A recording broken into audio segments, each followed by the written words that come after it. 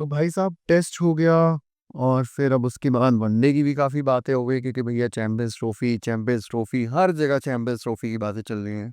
तो मतलब अब T20 की बात करनी ही पड़ेगी भाई। हाँ, अब कल ही है मैच। कल ही है मैच भाई साहब। अब मैच और अब इंग्लैंड आ चुकी है। इंडिया की टीम भी ईडन गार्डन्स पहुंच चुकी है और मोहम्मद शमी जो जिनका बहुत जोरों से इंतजार था सभी को, वो जैसे ही ईडन गार्डन्स के स्टेडियम में पहुंचते हैं, मोरकल उन्हें एक जादू की जप्पी, जोर की जादू की जप्पी लगाते हैं।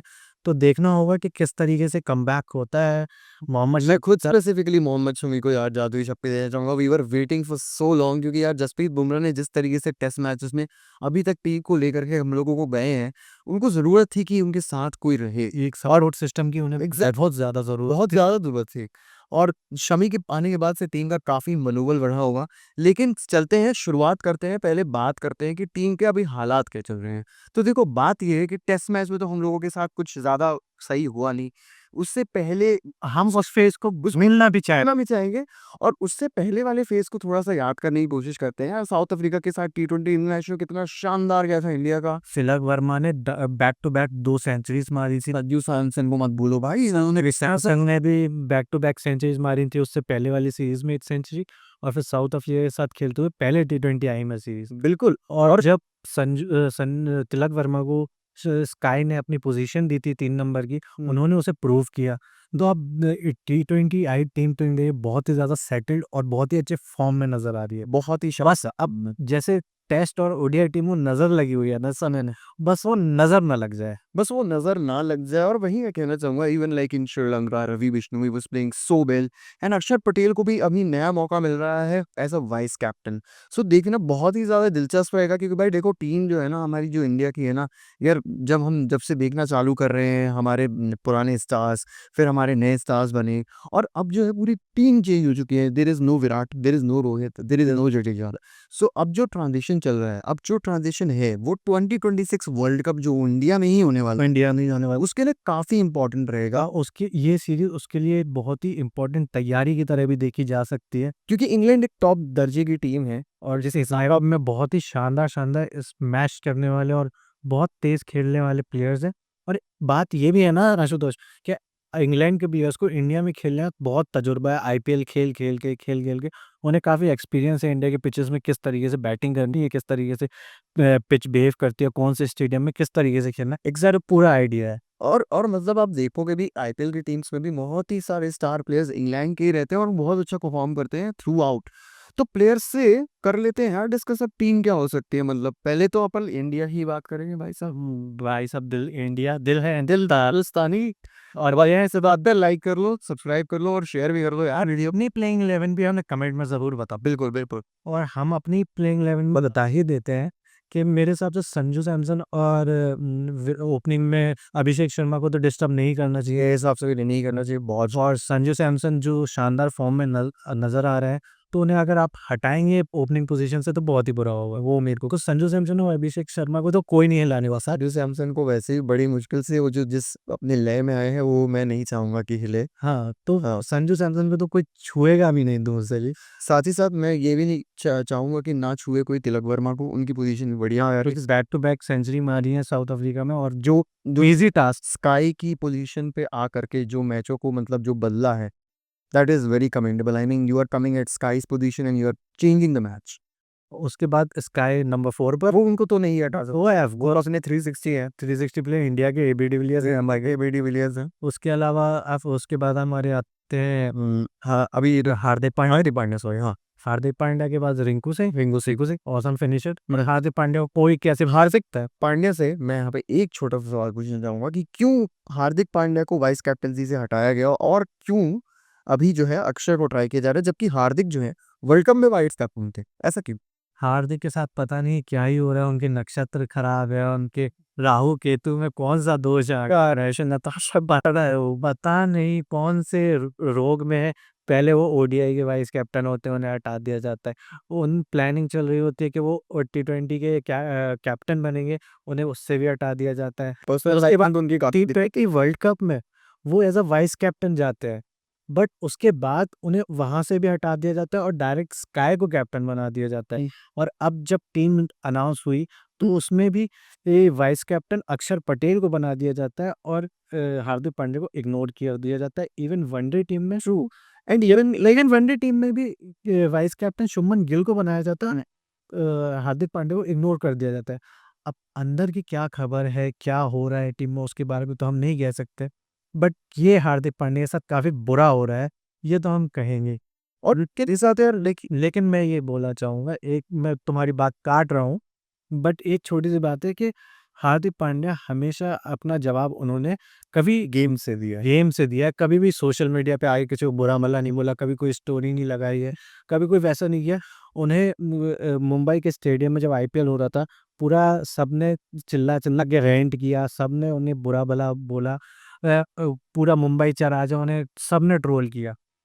और उस बंदे के आंसू डायरेक्ट फाइनल में वो आखिरी ओवर फेंकने के बाद ही निकले। यार वो तो कभी मैं भूल नहीं सकता। और मतलब वही बात है यार, आप देखो ना उस इंसान की तो पर्सनल लाइफ में भी उतनी क्राइसिस चल रही है, बट जो भी है उनके तो मैं यही कहना चाहूँगा कि इस बार भी वो बंदा अपने गेम से ही जवाब देगा और इंडिया को फिर से चैंपियंस ट्रॉफी का विजेता ज़रूर बनाएगा। बिल्कुल बिल्कुल मैं भी यही चाहूंगा यार। उसके बाद चलो आगे नेक्स्ट बताते रहे। रिंकू सिंह इंडिया के उभरते हुए फिनिशर है और उनमें बहुत टैलेंट है, पोटेंशियल है, सब उन्हें काफ़ी हाई रैंक करते हैं। तो उसके बाद तो रिंकू सिंह की जगह बनती ही बनती है टी20 में। फिर नीतीश कुमार रेड्डी उभरता हुआ टैलेंट आ रहे हैं, मुझे भी नीतीश कुमार रेड्डी ही और नीतीश कुमार रेड्डी बहुत ही शानदार फॉर्म में भी है, तो मेरे हिसाब से उसके बाद नीतीश कुमार रेड्डी की जगह बनती है। फिर वरुण चक्रवर्ती जब से टीम इंडिया में कमबैक हुआ है ना, वरुण चक्रवर्ती ने कहर ढा रखा है, हर मैचेस में विकेट लिया। हालांकि मैं यहाँ पे तुम्हारा वरुण चक्रवर्ती होगा, for me it's going to be Ravi Bishnoi. But मेरे हिसाब से वरुण चक्रवर्ती ही खेल मुझे लगता है क्योंकि मेरे को ऐसा लगता है, हालांकि अभी मतलब फॉर्म वरुण चक्रवर्ती का भी काफी शानदार रहा है, लेकिन जिस तरीके से जिस टाइट सिचुएशन में रवि बिश्नोई ने जो वो जो जितवाया था ना यार, मतलब super over, oh I just can not see him sitting on the bench. But मेरे हिसाब से या तो वरुण चक्रवर्ती खेल सकते हैं या तो रवि बिश्नोई खेल सकते हो। अब मुझे तुम्हारे लिए Varun Chakravarthy, for me it's Ravi Bishnoi. आप अपना बताइए, कमेंट करो भाई। क्या आप किसी खिलाड़ी, बिल्कुल बिल्कुल। और मोहम्मद शमी तो ऑफकोर्स खेल ही मैंने आई फरारी फिर से दौड़ती रही। दौड़ती हुई नजर आई। उसके अलावा अर्शदीप सिंह आपके दूसरे रिवर होंगे, अरे बहुत सही वो बॉलर है। मैं उसके अलावा हर्षित राणा भी खेलते हो। हर्षित राणा भी आ सकते हैं। तो ये मेरी प्लेइंग 11 होगी हाँ। इंडिया के लिए। मेरी भी प्लेइंग ना बस वही रवि बिश्नोई वाला मैं चेंज करना चाहूंगा। अब आते हैं इंग्लैंड की स्क्वाड के। तो इंग्लैंड की स्क्वाड तुम बताओ। इंग्लैंड की स्क्वाड यार देखो, जॉस बटलर तो होंगे ही होंगे, क्यों नहीं होंगे, वो कैप्टन है, अभी भी कैप्टन है। और फिल सॉल्ट इतना शानदार परफॉर्मेंस उनका आई की रैंक भी बहुत वो भी आके क्या अकेले खेले हैं, और पहला मैच हमारा इंडियन लाइट्स में, तो क्यों नहीं है, उन्हें तो होमली फील हो गए। नहीं फील होगा भाई। फिर उसके बाद मुझे लगता है जहां तक मेरे हिसाब से फिर जेकब बैथल, मैंने सुना है बहुत ज्यादा। मेरे हिसाब से इस सीरीज में Jacob Bethell will be the player to watch out for. Even even मैंने भी बहुत ज्यादा उनका नाम सुन लिया है, और मुझे लगता है कि शायद काफी यंग है, is ready to watch, 21 years age है और काफी शानदार प्लेयर है और काफी अच्छा गेम है उनका, तो वो रहेंगे player to watch out for. आप भी अपनी नजर गड़ा के रखना जेकब बेथल पे, बहुत ही डिस्ट्रक्टिव और बहुत ही शानदार प्लेयर है। उसके अलावा हैरी ब्रूक्स प्रूवन है और फ्यूचर फैब फोर के हिस्सेदार माने जाते हैं, जिसमें कुछ जायसवाल हैरी ब्रूक का नाम ज़रूर आता है। तो Harry Brook future fab four से हैं, तो हैरी ब्रूक तो ऑफ कोर्स होने ही हैं। And even like he is in the plans of the like proper baseball team जो दिमाग में है ब्रेंडन मैकलम की, उनके और में तीनों फॉर्मेट भी खेलते हैं, वो टेस्ट भी खेलते हैं और डीआई भी खेलते फॉरन अपनी T20 बैटिंग्स परफॉर्म नहीं करते हैं, वो as a part time bowling भी कभी कभी कर लेते हैं, और नहीं भी वो भी ना करेंगे भाई, वो फील्डिंग बहुत अच्छी कर लेते हैं, तो वो तो रहेंगे ही रहेंगे। मूविंग ऑन, उसके बाद आते हैं हैं। लियम लिविंगस्टन लिविंगस्टन रहे, वो तो रहेंगे ही रहेंगे। तो रहेंगे उनके एक्सप्लोसिव, एक्सप्लोसिव बैट्समैन। जब बॉल से चाहिए जरूरत तो वो भी वहां पे भी आ जाते हैं। और ऐसे प्लेयर होते हैं ना, आपको किसी भी सिचुएशन से अगर 3 ओवर में 50 रन भी चाहिए ना, तो 3 ओवर में 50 रन बना के आपको मैच पलट देते हैं। तो लियम लिविंगस्टन उनके अब इसके बाद तो मतलब जैसे कि स्क्वाड में मतलब आप शीट में नाम पढ़ो तो ऐसा लगता है कुछ कुछ नए नाम है। जैसे आप यहाँ पे मतलब ये समझोगे कि ये जेमी स्मिथ, गस एटकिंसन कौन है, लेकिन ये सब का मतलब गज एटकिंसन उनके पेसर है, बॉलर है, और जेमी स्मिथ उनके विकेट कीपर बैट्समैन है। इनका काउंटी में मतलब जो है बहुत परफॉर्मेंस थोड़ा। और अभी इंडिया के साथ अभी टेस्ट सीरीज में भी Jamie Smith as a wicket keeper खेले थे, तो जेमी स्मिथ भी एक नए विकेट कीपर बैट्समैन है इंग्लैंड के लिए, तो आपको विकेट कीपिंग करते हुए नजर आएंगे और नीचे से एंड में ताबड़तोड़ फिनिशर के तौर पे नजर आ सकते हैं। इसके अलावा रेहान अहमद का भी नया नाम आया था शीट पे। रेहान अहमद स्पिनर है बेसिकली, वो भी इंडिया के उसमें टेस्ट सीरीज़ में दिखाई दिए थे, टेस्ट सीरीज़ में इंग्लैंड का हिस्सा थे, इंग्लैंड की टीम का। तो वो भी आपको दिखेंगे और को आदिल रशीद का रिप्लेसमेंट हो सकते हैं कि आदिल रशीद के या मोइन अली का? आदिल रशीद का, क्योंकि मोइन अली ऑलराउंड ऑप्शन देते हैं। मोइन अली का रिप्लेसमेंट लियाम लिविंगस्टन को बोल सकते हो, और आदिल रशीद का रिप्लेसमेंट रेहान अहमद को बोल सकते हो। ठीक है, मतलब मेरे हिसाब से देखो, मैं तो वैसे अपनी स्क्वाड में अगर अलग रखना चाहूँगा तो आदिल रशीद को, क्योंकि मतलब I think experience matters here because you are playing against India and that too this is a new squad, so maybe you might want to go with new players probably so that you can easily win the situation over here. और वो भी basically एक तरीके से England के लिए practice के तौर पर भी देख रहा है वो, क्योंकि चैंपियंस ट्रॉफी पाकिस्तान में है और पाकिस्तान और इंडिया की कंडीशन रखी सही है यार, वहाँ हाँ उतना कुछ चेंज नहीं है क्योंकि पड़ोसी ही हैं हमारे। तो कंडीशंस और मौसम और पिचेस तो लगभग सेम ही थे।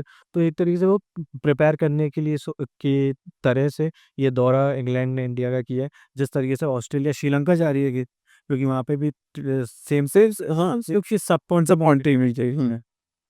इसके बाद देखो यार, बॉलिंग यूनिट में you won't want to change Mark Wood and Jofra Archer. Mark Wood और जोफ्रा आर्चर को कौन नहीं, मार्कवुड जो स्पीड स्टार हैं, जो इतने पे एक ऐसे 145 प्लस फेंकते हैं, और जोफ्रा आर्चर को तो बुमराह के बराबर ही आता है। एग्जैक्टली उनको तो आईपीएल ऑक्शंस में ही आप लोगों ने देख लिया कि कितना सही रहता है उनका।